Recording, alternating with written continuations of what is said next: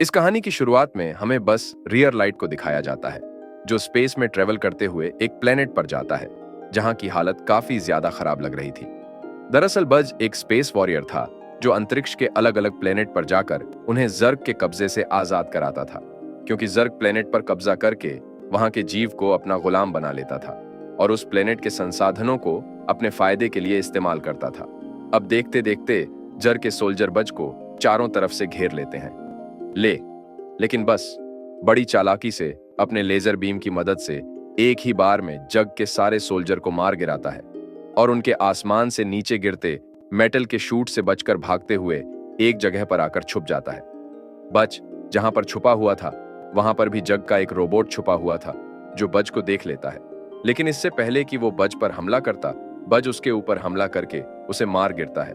अब अचानक से वहां की जमीन खिसकने लगती है, क्योंकि उसके नीचे जग का हेडक्वार्टर मौजूद जूता बस नीचे गिर जाता है और जग के एडवांस ट्रैप में फंस जाता है। देखते ही देखते टनल में एक नुकीली दीवार तेजी से बस की तरफ आ रही थी और अब टनल से बाहर निकलने का दरवाजा भी बंद होने वाला था। लेकिन समय रहते ही बस टनल से बाहर निकल जाता है, जिससे उसकी जान बच जाती है। अब बच के सामने वो बैटरी सेल मौजूद थी, जिसे वह हासिल करने के लिए वहां आया था।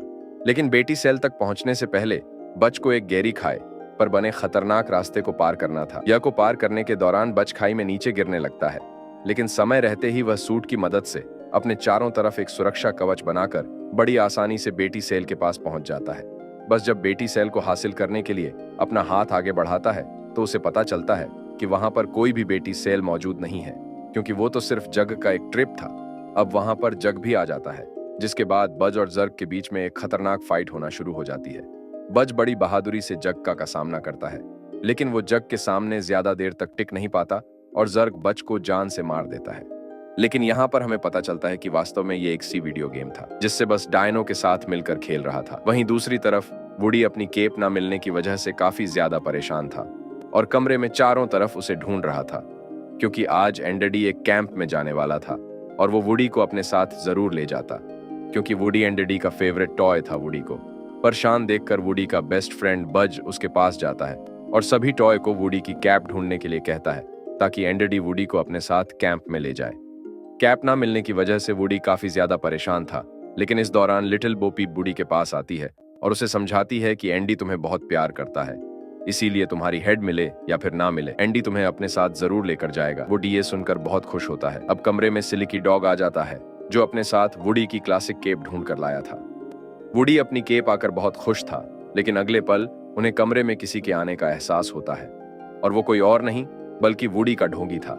इसलिए वुडी और उसके साथ डो कमरे में आने से पहले ही सारे टॉय अनेक टट होकर अपनी अपनी जगह पर गिर जाते हैं। वुडी का डोंगी कमरे में आने के बाद चारों तरफ तबाही मचाना स्टार्ट कर देता है और वह जल्दी वुडी को ढूंढकर उसके साथ खेलने लगता है, और इस दौरान वो वुडी का एक हाथ भी उखाड़ देता है। अब वुडी भी एंडरडी के डॉग के साथ खेलने लगता है और बाकी के टॉय भी अब एक्टिवेट हो गए थे, क्योंकि एंडरडी के डॉग को वुडी और उसके दोस्तों की सच्चाई पता थी कि वह सभी इंसानों की तरह बोल सकते हैं और सभी एक साथ फैमिली की तरह मिलकर रहते हैं। अब वुडी और उसके साथियों को जब पता चलता है कि कमरे में एंडरडी आने वाला है, तो सभी जल्दी से एक टॉय की तरह नॉर्मल हो जाते हैं और एंडरडी का डॉग भी कमरे से बाहर चला जाता है। एंडरडी कमरे में आने के बाद वुडी के साथ खेलने लगता है, लेकिन जब वो देखता है कि वुडी का एक हाथ उखड़ गया, तो बहुत दुखी होता है, क्योंकि वो वुडी को इस हाल में अपने साथ कैंप नहीं ले जा सकता था। कुछ समय बाद कमरे में एंडरडी की मोम भी आ जाती है, जो वुडी के उखड़े हुए हाथ को देखकर उससे कहती है कि तुम चिंता मत करो, हम सिलाई करवाकर वुडी के हाथ को ठीक करा देंगे। एंडरडी इसके बाद वुडी को कमरे में रखकर अकेले ही कैंप के लिए चला जाता है। एंडरडी के जाने के बाद वुडी और बाकी के टॉय बहुत दुखी थे, क्योंकि यह पहली बार था जब एंडरडी अपने फेवरेट टॉय वुडी को साथ नहीं ले गया था। वुडी बुक शेल्फ पर बैठे हुए सोच ही रहा था कि कहीं एंडरडी उससे दूर तो नहीं जा रहा है, कि तभी उसे दो बुक के बीच में किसी की आवाज सुनाई देती है, और जब वुडी बुक हटाकर देखता है तो वहां पर एक पेंगुइन टॉय था। पेंगुइन टॉय की हालत इस समय काफी ज्यादा खराब थी और वो वुडी को बताता है कि उसकी सीटी खराब होने के बाद एंडरडी की मॉम ने उसे बुक शेल्फ पर किताबों के बीच में रख दिया, जहां पर धूल की वजह से उसकी हालत पहले से भी ज्यादा खराब हो गई। वुडी पेंगुइन की बातें सुनकर सोचता है कि कहीं यह अब उसके साथ ना हो जाए। कुछ समय बाद एंडरडी की मोम कमरे में आती है, जो एंडरडी के पुराने टॉय को अपने साथ ले जाती है, क्योंकि उन्हें अपने घर के बाहर सेल में लगाने वाली थी। दरअसल हर साल एंडरडी की मॉम एंडरडी के पुराने टॉय को अपने घर के बाहर सेल में लगा देती थी, जहां पर जरूरतमंद बच्चे उन टॉय को अपने साथ ले जाते थे। एंडरडी की मॉम के कमरे में आने के बाद सारे वुडी और बाकी के टॉय नॉर्मल हो जाते हैं, लेकिन एंडरडी की मॉम पेंगुइन को अपने साथ सेल में लगाने के लिए ले जाती है। वुडी ये देखकर बहुत परेशान होता है, क्योंकि वो पेंगुइन को किसी भी तरह बचाना चाहता था। इसलिए एंडरडी के डोक पर बैठकर सभी से छुपते हुए घर से बाहर उस जगह पर पहुंच जाता है जहां पर एंडरडी की मॉम ने सेल लगाई हुई थी। वुडी किसी तरह बहुत मुश्किल से पेंगुइन को बॉक्स से निकालकर एंडरडी के डॉग के कॉलर से बांध देता है, ताकि वो पेंगुइन के साथ वहां से वापस से कमरे में आ सके। लेकिन वापस आने के दौरान वो डॉग के ऊपर से नीचे गिर जाता है और एंडी का डॉग पेंगुइन को अपने साथ लेकर वहां से वापस कमरे में आ जाता है। अब इससे पहले कि वुडी वहां से भागता, एक छोटी लड़की की नजर वुडी पर पड़ जाती है, जिसकी वजह से वुडी नॉर्मल हो जाता है और वो लड़की वुडी को उठाकर टेबल पर रख देती है। अब टॉय एड एजेंसी में काम करने वाले एल नाम के एक आदमी की नजर जब वुडी पर पड़ती है तो बहुत खुश होता है और वुडी को अपने हाथों में उठा लेता है। दरअसल सालों से एल को वुडी की खोज थी, लेकिन जब एंडरडी की मॉम वुडी को एल के हाथों में देखती है तो उसे लेकर वापस से एक बॉक्स में रख देती है, क्योंकि वुडी एंडरडी का फेवरेट टॉय था जिसे वह बेचना नहीं चाहती थी। एल किसी भी तरह वुडी को हासिल करना चाहता था, इसीलिए वो एंडरडी की मॉम का ध्यान भटकाकर वुडी को चुरा लेता है और उसे लेकर अपनी कार से वहां से निकल जाता है। वुडी का बेस्ट फ्रेंड बज अपने बाकी दोस्तों के साथ ये सब देख रहा था और अब वो किसी भी तरह वुडी को एल से बचाना चाहता था। इसीलिए बिना टाइम गवाए सभी से छुपकर एल की कार की तरफ भागने लगता है। बज वुडी को बचाने के लिए उसे कार से बाहर निकालने की काफी कोशिश करता है, लेकिन ऐसा नहीं कर पाता और एल अपनी कार के साथ वहां से निकल जाता है। बज ने इस दौरान एल की कार का नंबर प्लेट देख लिया था, इसलिए वापस आने के बाद वो एल के कार के नंबर को अपनी डिवाइस में एंटर करके एल के लोकेशन का पता लगा लेता है। बज और उसके बाकी के टॉय साथी वोटी को वापस लाने के लिए काफी ज्यादा परेशान थे, क्योंकि ए से वो सभी डरते थे। वहीं दूसरी तरह हम एल को देखते हैं, जो वुडी को अपने ऑफिस में एक कांच के ट्रांसपेरेंट केस के अंदर रखता है, और वह इस समय काफी ज्यादा खुश था, क्योंकि वुडी अपनी तरह का सबसे पहला और ओरिजिनल टॉय था जिसे एलेक म्यूजियम को अच्छे दाम पर भेजना चाहता था। एल के कमरे से बाहर जाने के बाद वुडी कांच के सेल से बाहर निकलकर वहां से भागने की कोशिश करता है, लेकिन इसका कोई भी फायदा नहीं होता है, क्योंकि एल का ऑफिस एक स्काई स्केपर्स बिल्डिंग में था, जिसकी वजह से वहां से कूदकर भागना इम्पॉसिबल था। अब एक एक करके कमरे में रखे बाकी के टॉय भी एक टट होना शुरू हो जाते हैं, जिनमें थे जेसी नाम की एक काव गर्ल स्टंकी, पेट नाम का एक बूढ़ा किसान और बुलजाई नाम का एक हॉर्स स्टंकी अपने बॉक्स के अंदर ही था, क्योंकि एल ने उसे अभी तक बॉक्स से बाहर नहीं निकाला था। लेकिन बुलजॉय और जेसी अपने बॉक्स से बाहर निकाले जा चुके थे, इसीलिए एल के गैर मौजूदगी में इधर उधर जा सकते थे। वो सभी वुडी को वहां देखकर काफी ज्यादा खुश थे और वो वुडी से कहते हैं कि हमें पता था कि एक दिन तुम जरूर आओगे। वुडी ये देखकर पूरी तरह से रांड था कि वो लोग उसका नाम भी जानते थे। वुडी को कुछ भी याद नहीं था कि आखिर वो लोग उसे कैसे जानते हैं। इसलिए जेसी के कहने पर बुल, जो एक टेप रिकॉर्डर चलाता है, जिससे वुडी को पता चलता है कि काफी समय पहले जब टीवी ब्लैक एंड व्हाइट हुआ करती थी, तब वुडी का टीवी पर एक शो आया करता था जिसमें उसके साथ बुलजॉय, जेसी और स्टकी भी हुआ करती थी। वह डी का टीवी शो इतना ज्यादा पॉपुलर था कि हर तरफ उसके टॉय बिकने लगे और बड़े बड़े ब्रांड्स के साथ उसका कोलबैन होने लगा। उस समय तक वुडी पूरी दुनिया में काफी ज्यादा पॉपुलर हो चुका था, लेकिन जब इंसान पहली बार चांद पर गए तो बच्चे स्पेस टो से खेलना पसंद करने लगे, जिसकी वजह से वुडी की पॉपुलर समय के साथ धीरे धीरे कम होती चली गई। वुडी अपने बारे में यह सब जानकर पूरी तरह से हैरान था और काफी ज्यादा खुश भी था, क्योंकि उसे पहली बार पता चला था कि वो कभी इतना ज्यादा पॉपुलर हुआ करता था। अगले सीन में हम बच को देखते हैं, जो अपने दोस्तों के साथ मिलकर प्लान बना रहा था कि आखिर वो वुडी को कैसे बचाएंगे, और फिर इसके बाद वो अपने कुछ साथियों के साथ वुडी को बचाने के मिशन पर निकल पड़ता है। अगले सीन में हम वुडी को देखते हैं, जो जेसी, बुलजॉय और स्टंकी के साथ मिलकर अपना टीवी शो देख रहा था। लेकिन जब वुडी के टीवी शो का आखिरी एपिसोड खत्म हो जाता है तो वुडी बहुत दुखी होता है। वुडी को स्टंकी और जेसी से जब पता चलता है कि उन्हें जापान के एक बहुत बहुत बड़े म्यूजियम में रखा जाने वाला है, तो वुडी बहुत दुखी होता है, क्योंकि वह एक म्यूजियम में नहीं बल्कि एंडरडी के पास अपने दोस्तों के साथ रहना चाहता था। जेसी और स्टंकी ये जानकर वुडी पर बहुत गुस्सा होते हैं, लेकिन अब एल भी वापस आ जाता है, जिसकी वजह से वो सभी जल्दी से अपने अपने जगह पर वापस चले जाते हैं। एल वापस आने के बाद वुडी के साथ खेलने लगता है, क्योंकि वो इस समय काफी ज्यादा खुश था। लेकिन इस दौरान एल की गलती से वुडी का एक हाथ उखड़ जाता है, जिससे एल बहुत दुखी होता है और परेशान होकर जल्दी से टॉय ट्रेलर को कॉल करता है। क्योंकि सिर्फ टॉय ट्रेलर ही वुडी का हासिल कर ठीक कर सकता था।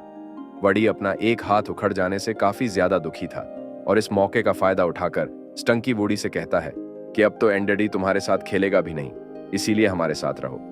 वहीं दूसरी तरफ बज अपने दोस्तों के साथ लगातार एल के ऑफिस की तरफ आगे बढ़ रहा था। अगले सीन में हम एल को देखते हैं, जो जब वुडी के उकड़ हुए हाथ के साथ सो जाता है तो वुडी का कैच से अपने सेल से बाहर निकलकर अपना हाथ हासिल करने की कोशिश करता है ताकि अपने हाथ को लेकर वहां से निकल सके। लेकिन इस दौरान वुडी के मना करने के बावजूद भी वहां पर बुलजाई आ जाता है, क्योंकि वो वुडी का घोड़ा था। बुलजाई की वजह से स्टंकी की नींद खुल जाती है, जिसके बाद वो वुडी को वापस से उसके सेल में रख देता है और वुडी के एक हाथ के साथ वहां से चला जाता है। एल के वहां से जाने के बाद वुडी और जेसी आपस में लड़ने लगते हैं, क्योंकि जेसी नहीं चाहती थी कि वुडी उन्हें छोड़कर एंडेडी के पास वापस जाए, क्योंकि उन्होंने सालों तक वुडी का इंतजार किया था। वुडी और जेसी को आपस में लड़ता देखकर स्टंकी उन्हें शांत कराता है। अगले सीन में हम बज और उसके दोस्तों को देखते हैं, जिन्हें अब हाईवे को पार करके उस पार जाना था, क्योंकि हाईवे के दूसरी तरफ ही एल की टॉय शॉप थी। बज को अपने दोस्तों के साथ हाईवे को पार करने में इसीलिए भी प्रॉब्लम होने वाली थी, क्योंकि अगर इंसान उन्हें रोड पर चलते हुए देख लेते तो उन्हें नॉर्मल टॉय की तरह वहीं पर डीएक्टिवेट होना पड़ता। अब बज अपने साथियों के साथ रेड स्कोप के अंदर छिपकर रोड को पास करने की कोशिश करता है, लेकिन इस दौरान रेड स्कोप पाइप्स के अचानक से रोड पर आ जाने से गाड़ियां आपस में टकराने लगती हैं और एक लंबा जाम लग जाता है। बज के साथ ही पोटैटो हेड का पैर रोड पर पड़े चिंगम में फंस जाता है और अब ट्रक से एक बड़ा सा सीमेंट का पाइप नीचे गिरकर पोटैटो हेड की तरफ बढ़ रहा था, लेकिन समय रहते ही पोटैटो हेड वहां से आगे बढ़ जाता है, जिससे उसकी जान बच जाती है। वहीं दूसरी तरफ टॉय टेलर भी एल के बुलाने पर उसके ऑफिस में आ गया था, जो वुडी का सिलने के साथ ही उसका अच्छी तरह से ग्रूमिंग कर देता है और पेंट करके उसके पैर पर लिखे एंडेडी का नाम भी मिटा देता है। ग्रूमिंग के बाद वुडी पहले से भी काफी खूबसूरत लगने लगा था। टॉय ट्रेलर एल को वुडी से दूर रहने के लिए कहता है, क्योंकि वुडी सिर्फ डिस्प्ले के लिए था, लेकिन एल टॉय ट्रेलर की बातों पर ज्यादा ध्यान नहीं देता, क्योंकि वुडी को उसके साथियों के साथ म्यूजियम को बेचकर अच्छे पैसे कमाने वाला था। वहीं दूसरी तरफ बज अब अपने दोस्तों के साथ एयर टॉय शॉप में पहुंच चुका था, जहां पर डायनासोर को शॉप के एंट्री गेट पर ही एक बुक मिल जाती है, जिसमें बज के दुश्मन जक को मारने का तरीका लिखा हुआ था। बज और उसके साथी शॉप में चारों तरफ वुडी को ढूंढने लगते हैं। वुडी को शॉप में ढूंढने के दौरान बज एक ऐसी जगह पर चला जाता है जहां पर पूरे सेल्फ में बज के डुप्लीकेट टॉय रखे हुए थे। बज उन्हें देखकर पूरी तरह से रांड था और इस दौरान जब वो एक बज के पास यूटिलिटी बेड को देखता है तो उस यूटिलिटी बेड को उससे हासिल करने की कोशिश करता है, लेकिन यूटिलिटी बेल्ट वाला बज असली बज पर हमला करना शुरू कर देता है, क्योंकि वो खुद को एक असली स्पेस सोल्जर समझ रहा था और बज को एक बेरुपया बज यूटिलिटी बेड वाले बज को समझाने की कोशिश करता है कि एक सिर्फ टॉय है, लेकिन इसका कोई भी फायदा नहीं होता है और बेट वाला बज एक असली बज को बंदी बनाकर बाकी बज टॉय के साथ खेद करके वहां से निकल जाता है। वहीं दूसरी तरफ बज के बाकी साथियों को टॉय शॉप में वुडी को ढूंढने के दौरान एक टॉय का मिल गई थी, जिसके बाद वह सभी बर्बी गर्ल के साथ वुडी को ढूंढने लगते हैं। वुडी को ढूंढने के दौरान उन्हें यूटिलिटी बेल्ट वाला बज मिलता है, जिसे वह असली बज समझकर अपने साथ चलने के लिए कहते हैं। यूटिलिटी बेल्ट वाला बज जब देखता है कि डायनो के पास जर को हराने की बुक है तो उनके साथ जाने के लिए राजी हो जाता है। वहीं दूसरी तरफ एल वुडी का प्रोफेशनल फोटोग्राफ क्लिक करता है, जिन्हें वह म्यूजियम के नर को सिंपल के तौर पर फैक्स करके भेज देता है। ग्रूमिंग के बाद वुडी पहले से भी खूबसूरत लगने लगा था, जिससे वह काफी ज्यादा खुश था, लेकिन जेसी से बिल्कुल भी खुश नहीं थी, क्योंकि वो जानती थी कि वुडी उन्हें छोड़कर वापस जाने वाला है, जिसके बाद उन्हें एल के ऑफिस में ही रहना होगा, जिसकी वजह से जैसे काफी ज्यादा दुखी थी। स्टंकी के कहने पर वो वुडी जेसी के पास जाता है, जिसके बाद जेसी वुडी को अपनी कहानी बताती है कि किस प्रकार वुडी की तरह उसे भी एक ऑनर मिली थी, जो एक लड़की थी और वो जेसी से बहुत प्यार करती थी। वो लड़की हर समय जेसी को अपने साथ ही रखती थी, जिससे जेसी भी काफी ज्यादा खुश थी। लेकिन समय के साथ जैसे जैसे और लड़की बड़ी होती चली गई, उसने जेसी के साथ खेलना छोड़ दिया और जेसी की जगह अब मेकअप प्रोडक्ट्स ने ले ली। एक दिन फाइनली उस लड़की ने जेसी को डोनेट किए गए सामान के साथ रख दिया और वहां से चली गई, जिससे जेसी बहुत दुखी हुई। जेसी की कहानी सुनकर वुडी बहुत दुखी होता है और अब उनके साथ ही रहने का फैसला करता है। वहीं दूसरी तरफ यूटिलिटी बेल्ट वाले बज और उसके साथियों को अब बेल मिल गया था, जिसके बाद वो सभी वुडी का पता लगाने के लिए एल के बैग में छुप जाते हैं और एल अपना बैग लेकर वहां से निकल जाता है। तब अब बज भी आजाद हो चुका था और अपने दोस्तों की मदद करने के लिए उनका पीछा करने लगता है। इस दौरान गलती से जग का एक रूप भी अब बॉक्स से आजाद हो चुका था, जो बच को देखकर उसे मारने के लिए उसका पीछा करने लगता है। यूटिलिटी बेल्ट वाले बच और उसके साथियों को बैग में छोड़कर एल जब अपने कार से निकलकर एलिवेटर से अपने ऑफिस में आ जाता है, तो यूटिलिटी बेल्ट वाला भज भी बाकी साथियों के साथ किसी तरह बहुत मुश्किल से गिफ्ट की मदद से एल के ऑफिस तक पहुंच जाते हैं, जहां पर वो वडी से मिलकर बहुत खुश होते हैं। वडी भी अपने दोस्तों से मिलकर बहुत खुश था, लेकिन जब वो उसे अपने साथ चलने के लिए कहते हैं तो उनके साथ जाने से साफ सा मना कर देता है, क्योंकि अब वो जेसी और स्टंकी के साथ ही रहना चाहता था। वुडी की बात सुनकर उसके साथी पूरी तरह से रान थे कि तभी वहां पर असली भज भी अपने दोस्तों को फॉलो करते हुए आ जाता है। बज के साथी अपने सामने दो दो बज को देखकर पूरी तरह से हैरान थे, और अब यूटिलिटी बेल्ट वाला बज सभी को बता रहा था कि मैं ही असली बज हूं।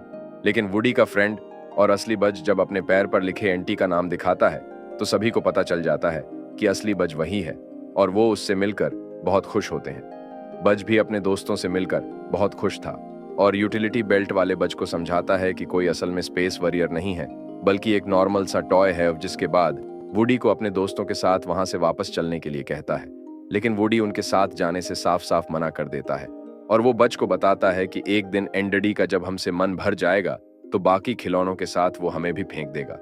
इसीलिए मैं स्टंकी और जेसी के साथ ही रहना चाहता हूँ, क्योंकि इन्हें मेरी ज्यादा जरूरत है। वुडी की बात सुनकर बज और उसके साथ ही बहुत दुखी होते हैं, क्योंकि वो काफी मुश्किलों का सामना करने के बाद वहां तक पहुंचे थे, और अब वुडी उनके साथ जाने से मना कर रहा था। बज उदास होकर अपने दोस्तों के साथ वहां से चला जाता है। बज और अपने बाकी के दोस्तों के वहां से जाने के बाद वुडी को एहसास होता है कि उसे अपने दोस्तों के साथ एंडडी के पास ही रहना चाहिए, क्योंकि एंडडी उससे बहुत प्यार करता है, और ये बच्चों के ऊपर होता है कि वह कब तक अपने ने टॉय के साथ खेलते हैं। वुडी अपने पैर पर किए गए पेंट को हटा देता है जहां पर एंडडी का नाम लिखा हुआ था। अब वुडी को एंडडी की याद आ रही थी, इसीलिए जेसी और अपने घोड़े बुलजाई को अपने साथ एंडडी के पास रहने चलने के लिए कहता है। जेसी और बुलजाई वुडी के साथ जाने के लिए राजी हो जाते हैं, लेकिन स्टंकी इसके लिए बिल्कुल भी राजी नहीं था, और अब वो अपने बॉक्स से बाहर आकर वुडी को भी बाहर जाने से रोक लेता है और उससे कहता है कि अगर वो बाहर जाने की कोशिश करेगा तो स्टंकी उसे मार डालेगा। इस स्टंकी का यह रूप देखकर वुडी पूरी तरह से हैरान था, और यहाँ पर वुडी को पता चलता है कि स्टंकी ही था जो कभी नहीं चाहता था कि वुडी वहां से वापस जाए। अगले सीन में हम एल को देखते हैं, जो वापस आकर वुडी के साथ ही भूल जाए। जेसी और स्टैकी को अपने सूटकेस में बंद करके वहां से ले जाता है, क्योंकि अब वो उन सभी को जापान के म्यूजियम को ट्रांसफर करने वाला था। वुडी ने एल के लिए जाने से पहले अपने दोस्तों को मदद के लिए आवाज दी थी, इसीलिए और सभी वुडी की मदद करने के लिए उसके तरफ बढ़ते हैं। लेकिन अब वहां पर जर्ग भी आ गया था, जो बच को अपना दुश्मन समझकर उसके ऊपर हमला करना शुरू कर देता है। जग को अपने सामने देखकर यूटिलिटी बेल्ट वाला बज जर्ग से फाइट करने का फैसला करता है, और इस दौरान असली बज अपने दोस्तों के साथ वुडी को बचाने जाता है। जर्ग और यूटिलिटी बेल्ट वाले बज के बीच में एक खतरनाक फाइट होती है, जिसके दौरान जर्ग बज को मारने वाला था कि तभी वहां पर डायनो आ जाता है, जो जहा को धक्का देकर उसे लिफ्ट से नीचे गिरा देता है, जिससे उसकी वहीं पर डेथ हो जाती है। नीचे गिरने से पहले जग ने यूटिलिटी बेल्ट वाले बज को बताया था कि उसका डेट है, जिसकी वजह से जग की डेथ के बाद यूटिलिटी बेल्ट वाला बज काफी ज्यादा दुखी था। इसके बाद बज अपने दोस्तों के साथ मिलकर वडी को एल के बैग से बाहर निकालने के लिए उसकी तरफ भागता है, लेकिन इसका कोई भी फायदा नहीं होता है, क्योंकि एल वुडी और उसके बाकी के साथियों के साथ अपनी कार में बैठकर एयरपोर्ट की तरफ निकल गया था। बज और उसके साथी इस समय काफी उदास थे, लेकिन इस दौरान उन्हें पीएस जब प्लेनेट की वैन मिल जाती है, जिसके बाद वो सभी किसी तरह वैन को ड्राइव करते हुए एयरपोर्ट तक पहुंच जाते हैं। एयरपोर्ट पर एल ने अब तक वुडी और उसके साथियों से भरा अपना बैग चेक इन के लिए दे दिया था, जिसकी वजह से बज अपने दोस्तों के साथ किसी तरह सभी से छिपे हुए चेक इन मशीन के अंदर आ जाता है, जहां पर बज को एल की बैग मिल जाती है। लेकिन जैसे वो बैग को खोलता है, उसके अंदर से इस टंकी बाहर निकलता है, जो बज को एक पंच मारकर नीचे गिरा देता है और वडी को जान से मारने की धमकी देकर बैग के अंदर ही रहने के लिए कहता है, क्योंकि वो किसी भी तरह जापान के म्यूजियम में जाना चाहता था। अब इससे पहले कि इस टैंकी बूढ़ी को कोई नुकसान पहुंचाता, वहां पर बच के बाकी साथी भी आ जाते हैं, जो इस टैंकी को ऐसा करने से रोक लेते हैं और इस टंकी को एक बैग में बांधकर आगे भेज देते हैं, जहां पर इस टंकी एक छोटी लड़की को मिलती है, जो इस टंकी को अपने साथ ले जाती है। बज ने अपने दोस्तों के साथ मिलकर वुडी को बैग से बाहर निकाल लिया था और वुडी का घोड़ा भूल जाए भी बाहर आ गया था, लेकिन जेसी अभी भी बैग के अंदर ही थी और बैग ट्रक में लड़ होकर एरोप्लेन की तरफ निकल चुका था। वडी बुलजाई बज और अपने बाकी साथियों के साथ जेसी को बचाने के लिए उसकी तरफ भागता है और वो किसी तरह बहुत मुश्किल से एरोप्लेन के अंदर चला भी गया था, जहां पर उसकी मुलाकात जेसी से होती है। लेकिन इससे पहले कि वह जेसी के साथ वहां से बाहर निकलता, एरोप्लेन के दरवाजे बंद हो जाते हैं और वुडी जेसी के साथ एरोप्लेन के अंदर ही फंस चुका था। एरोप्लेन टेक ऑफ के लिए निकल चुकी थी, लेकिन भज और वुडी हार नहीं मानते और किसी तरह एरोप्लेन के विंग के रास्ते से एरोप्लेन से बाहर निकलने की कोशिश कर रहे थे। इस दौरान उनकी जान भी जा सकती थी, लेकिन अब वहां पर बज भी बुलजाई के साथ वुडी की मदद के लिए आ चुका था। वुडी किसी तरह बहुत मुश्किल से जेसी के साथ एक रस्सी के सहारे एरोप्लेन से नीचे कूद जाता है, जहां पर वो दोनों बुलजाई की मदद से बच जाते हैं। वुडी और जेसी को सुरक्षित देखकर उसके दोस्त बहुत खुश थे। इसके बाद वो सभी एंडरडी के घर पहुंचने से पहले ही उसके घर पहुंच जाते हैं, जहां पर वो सभी मिलकर एंडरडी के लिए एक सरप्राइज भी प्लान करते हैं। एंडरडी जब घर वापस आता है तो बुड्डी को सही देखकर और साथ ही जेसी और बुलजाई जैसे नए टॉय को देखकर काफी खुश था और उसे लग रहा था कि यह सब उसकी मॉम ने किया है। अब पेंगुइन भी पूरी तरह से ठीक हो गया था, जिससे वो काफी ज्यादा खुश था। जेसी और बुलजाई एंडरडी के घर आकर काफी खुश थी और वुडी अपने सभी दोस्तों के साथ पहले की तरह एंडरडी के घर खुशी से रहने लगता है। और इसी के साथ ये मूवी यहीं पर खत्म हो जाती है। गाइस, अगर आपको वीडियो पसंद आया हो तो इस वीडियो को लाइक करने के साथ साथ चैनल को सब्सक्राइब जरूर कर लेना। मिलते हैं नेक्स्ट वीडियो में।